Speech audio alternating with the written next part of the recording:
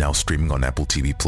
I am the accused of murder. Do you swear to tell the truth, but nothing but the truth? A limited series of that from executive producers David E. Kelly and J.J. Abrams.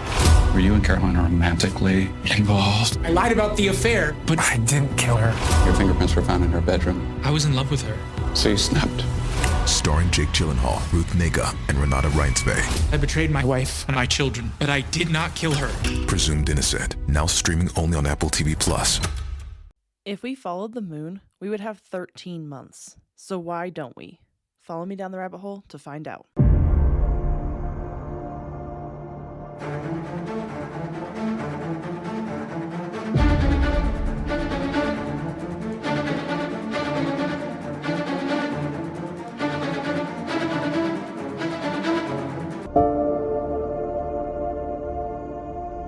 Hello, friends, and welcome back to the rabbit hole. I'm your host, Danny, and today we are talking about the 13-month calendar, why we should have a 13-month calendar.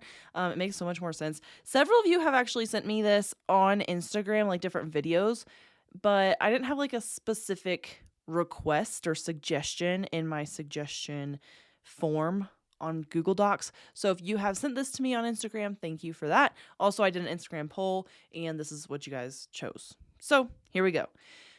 The word calendar was taken from the term calendas, which was a term for the first day of the month in the Roman calendar, and is related to calar, or to call out, referring to calling out or announcing the new moon. So in Latin, calendarium is an account book or register. So accounts were settled and debts were collected on the calends of each month. So calendar then being an account of the new moon cycle, or like the moon cycles.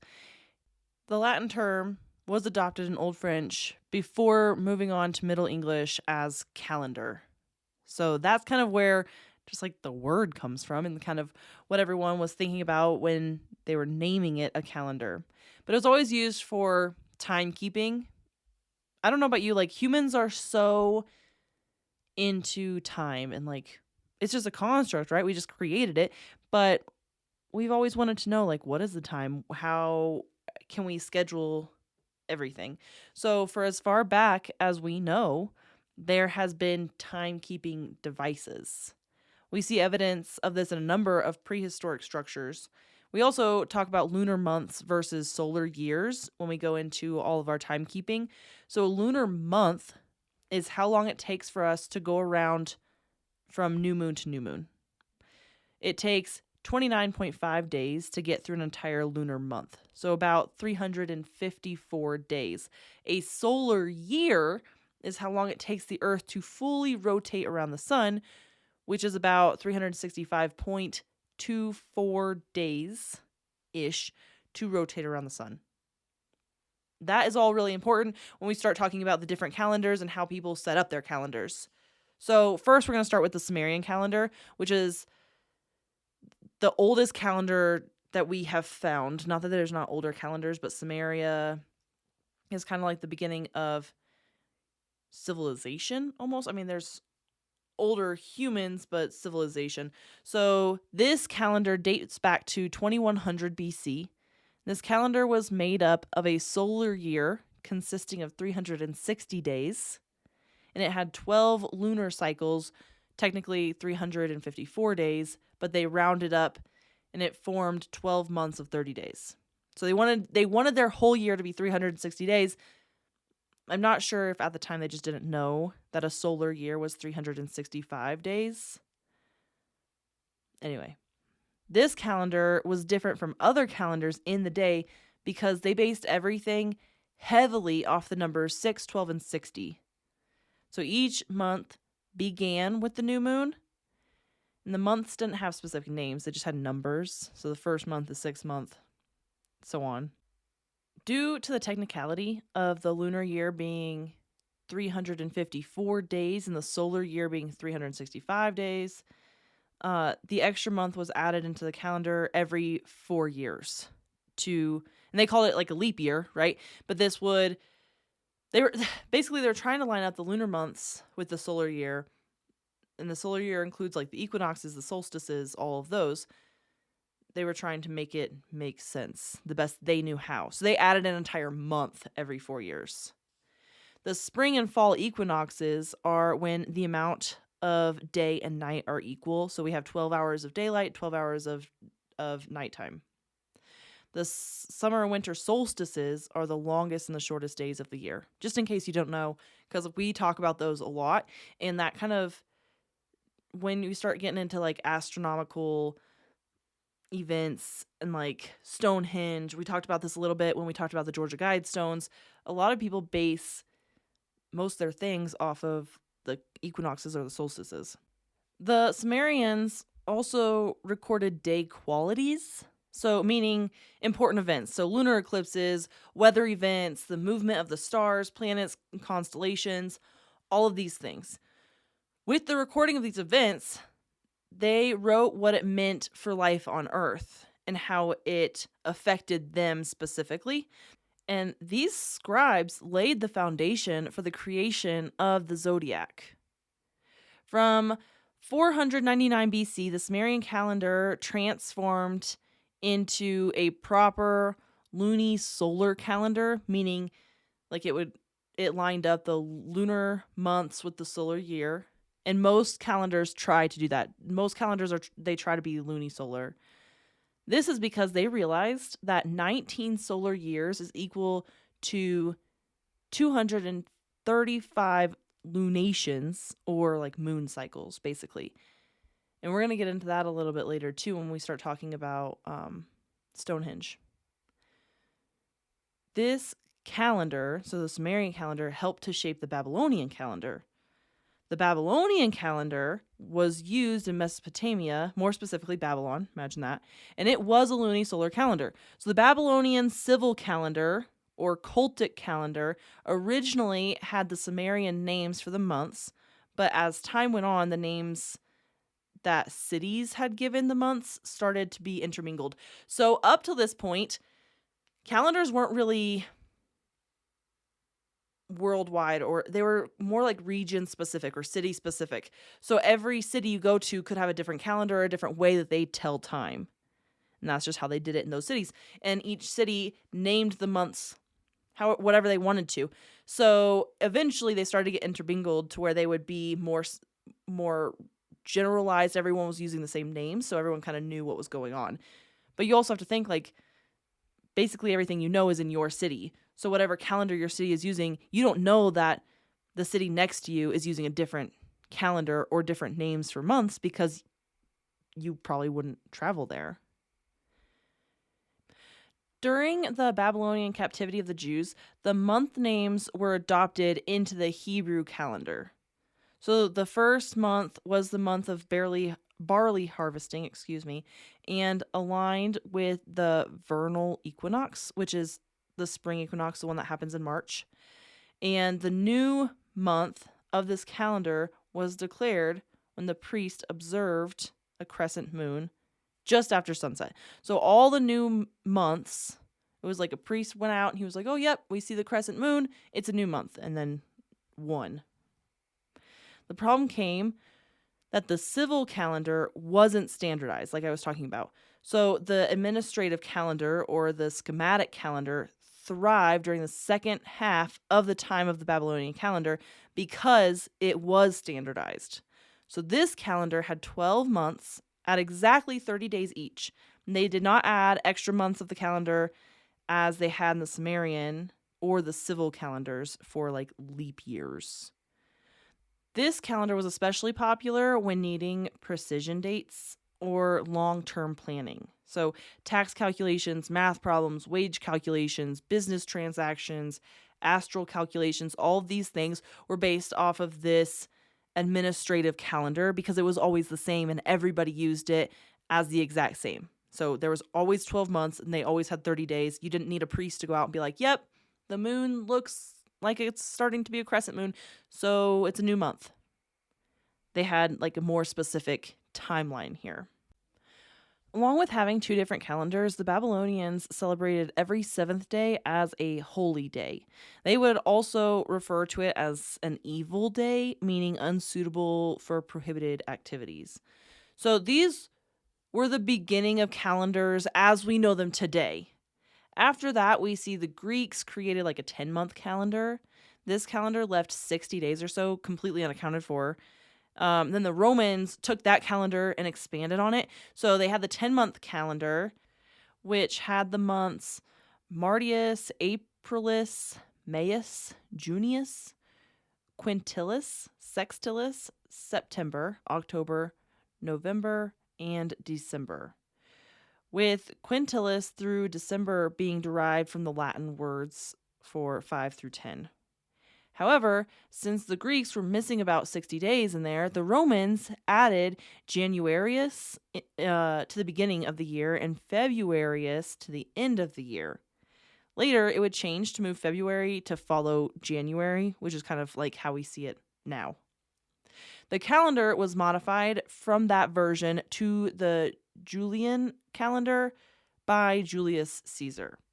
So he made each month have either 30 or 31 days, with the exception of February, which had 29 days, and gained an extra day every fourth year. So Quintilis was later named Julius in Caesar's honor. Similarly, Sextilis later became Augustus to honor Augustus Caesar. So Augustus was also given an extra day, which was taken away from Februarius, so that they would have the same number of days as Julius. So that way, Augustus and Julius, they were the same number of days. They were equal in every way. And that's how we got July and August, because the time of Caesar. So the Gregorian calendar, which is what we use today, is used in most parts of the world and first went into effect in October of 1582. It is named after Pope Gregory XIII, who introduced it as a modification and replacement for the Julian calendar. The Julian calendar basically had like one too many days. So we needed to take one day away. They made the Gregorian calendar. So the Gregorian calendar also spaced leap years differently than the Julian calendar. So per the United States Naval Observatory, quote, every year that is exactly divisible by 4 is a leap year, except for years that are exactly divisible by 100.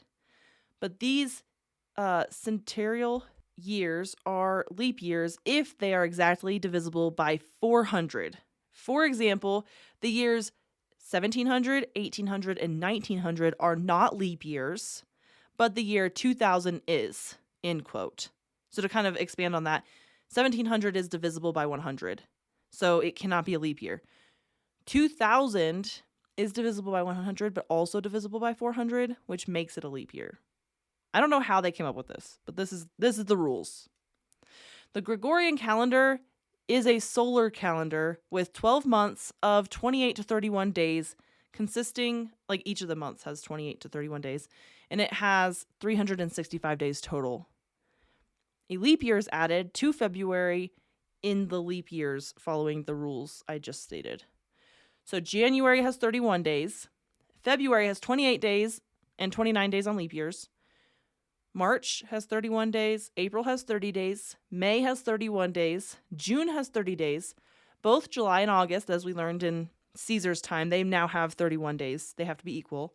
September has 30 days, October has 31 days, November has 30 days, December has 31 days. I tried to figure out why they decided, besides like July and August, like I figured that one out, but how did they decide what months got how many days? And like, why does February have 28 days? I honestly could not find it. I looked, and if you guys find it, send it to me, because I'm very curious. Like, why did you decide these days for these months? I don't know if it makes a lot of sense, but that's what it is now. We live in this. However, the International Fixed Calendar proposed a calendar reform designed by Moses Cotswell and was first presented in 1902. If you loved This Is Us as much as I did, you are going to love That Was Us, the new rewatch podcast. Join Mandy Moore, Sterling K. Brown, and Chris Sullivan every Tuesday as they relive each episode. They talk about the backstory and key details you may have missed. They have special guests and very special fan segments. Listen to That Was Us every Tuesday on Apple, Spotify, or watch it on YouTube, and follow them at That Was Us on Instagram, Facebook, and Threads, or That Was Us Pod on TikTok and X. Are you fascinated by the mysterious world of cults? Do you want to delve into the minds of cult leaders and their followers? Then tune in to Cult Chronicles, the podcast that uncovers the secrets and stories behind some of the most infamous cults in history. Join Danny as she explores the origins and rise of notorious cults, in-depth interviews with experts, survivors, and insiders, the psychological tactics used by cult leaders to control and manipulate, and real-life stories of escape and survival. Whether you're a true crime enthusiast, a psychology buff, or just curious about the darker side of human behavior, Cult Chronicles has something for you. Listen now on Spotify, Apple Podcasts, or wherever you get your podcasts. Unravel the mystery one episode at a time. Cult Chronicles, where the truth is stranger than fiction.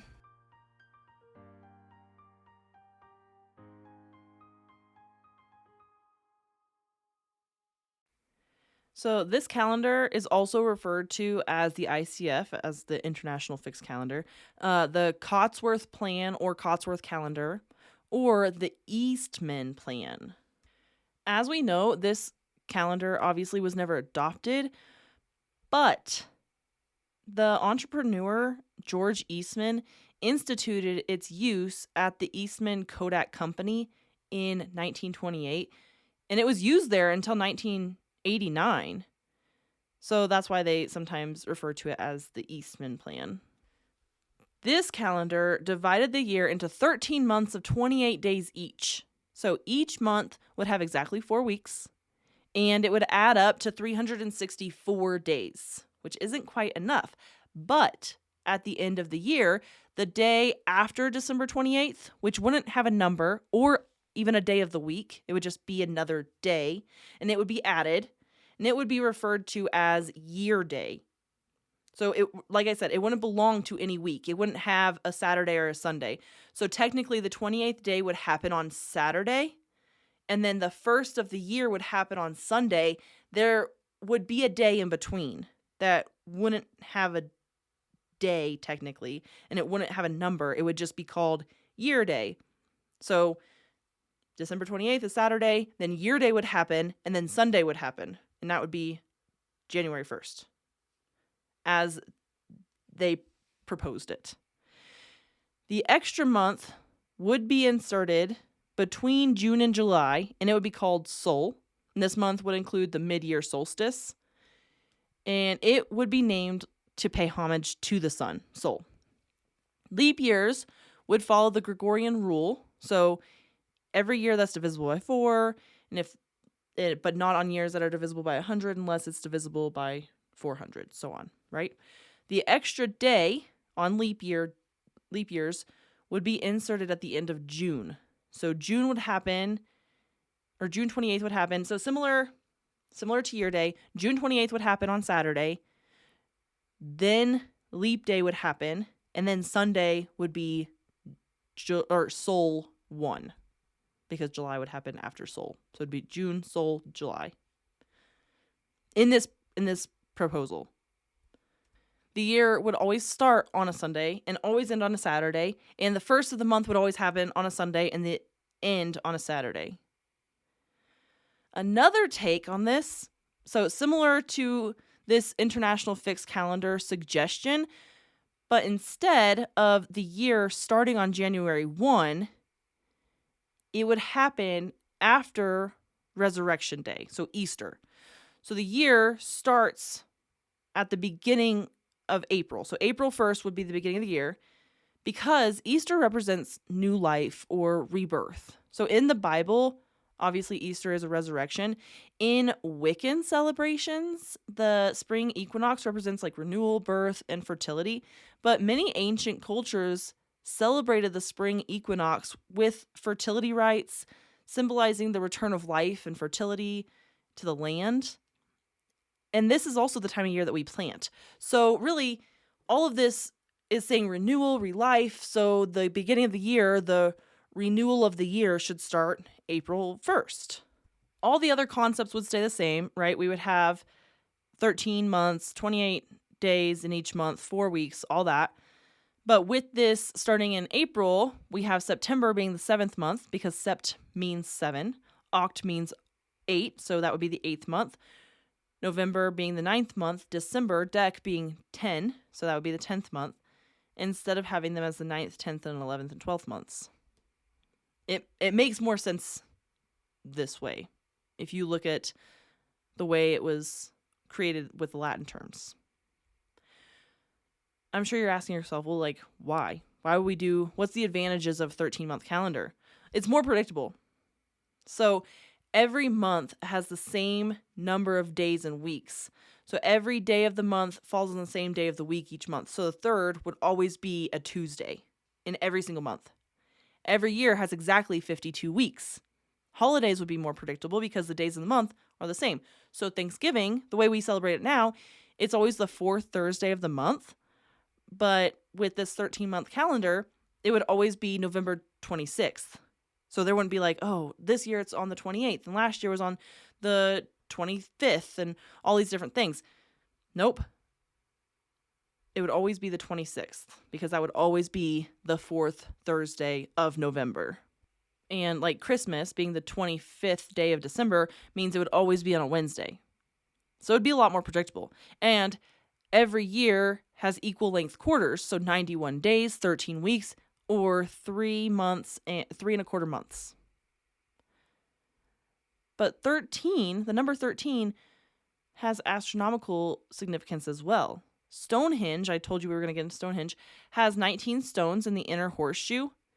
And it is believed that that's because of the 19 years it takes for the phases of the moon to occur on the same days. So this is known as the Metonic cycle. Also, the 19 stones may have been used to predict lunar eclipses.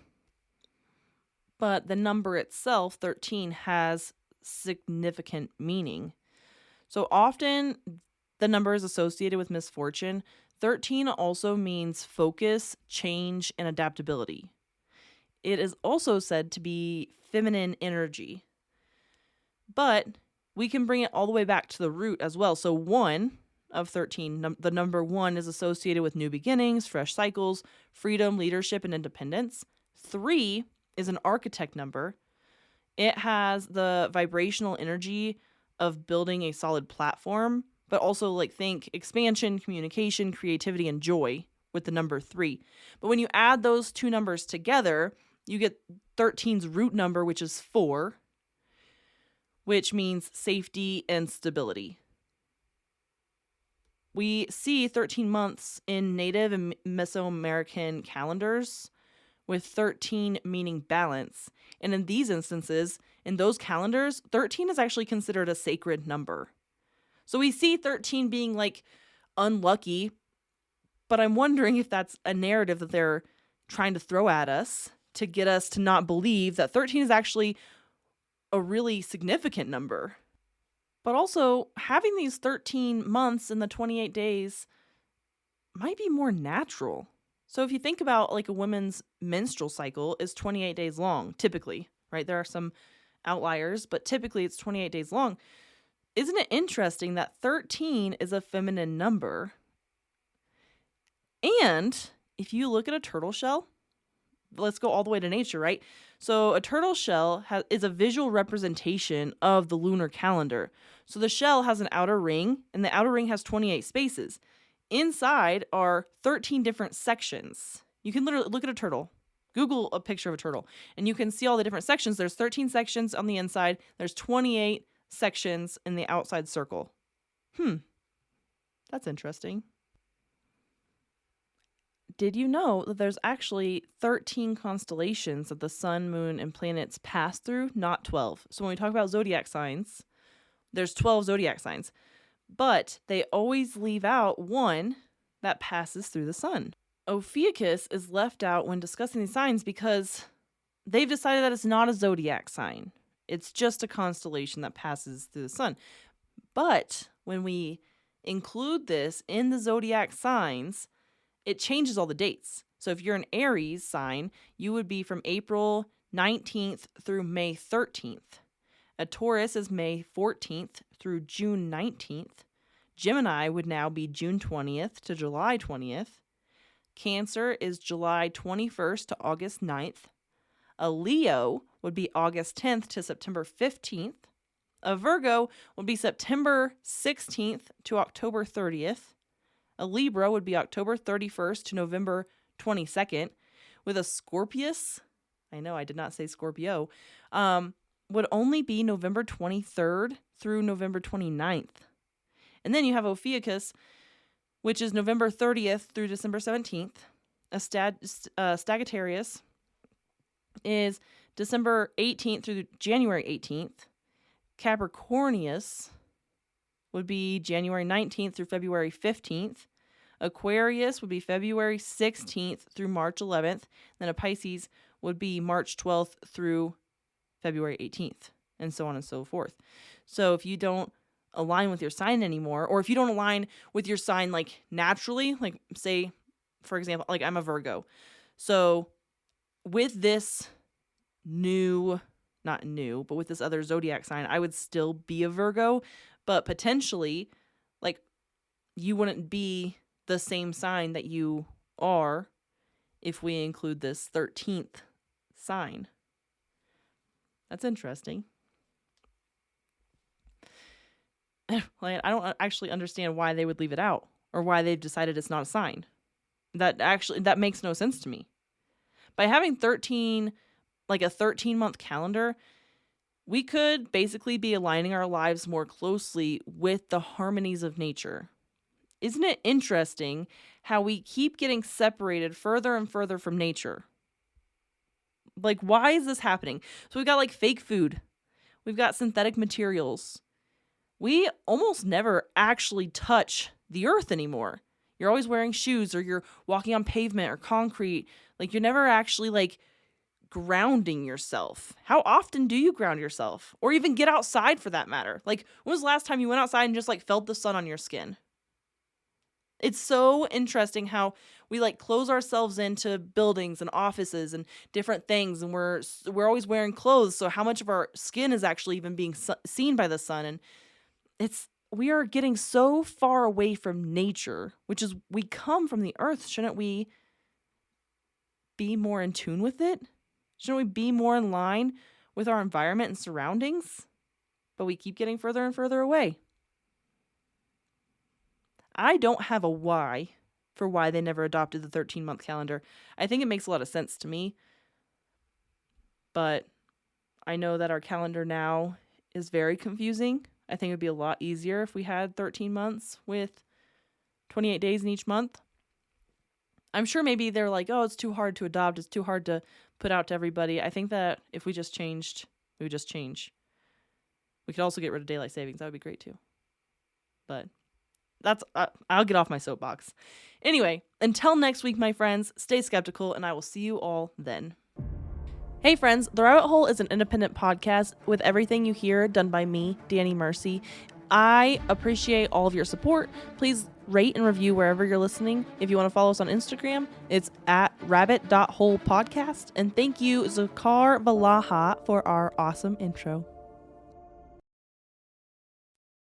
Hey, this is Steven Stanley, and you're about to hear my song, Whatever It Takes. If you like it, head over to my artist page and check out my debut album, Divided Frame of Mind. It's hard for me to believe that I've got nothing to prove.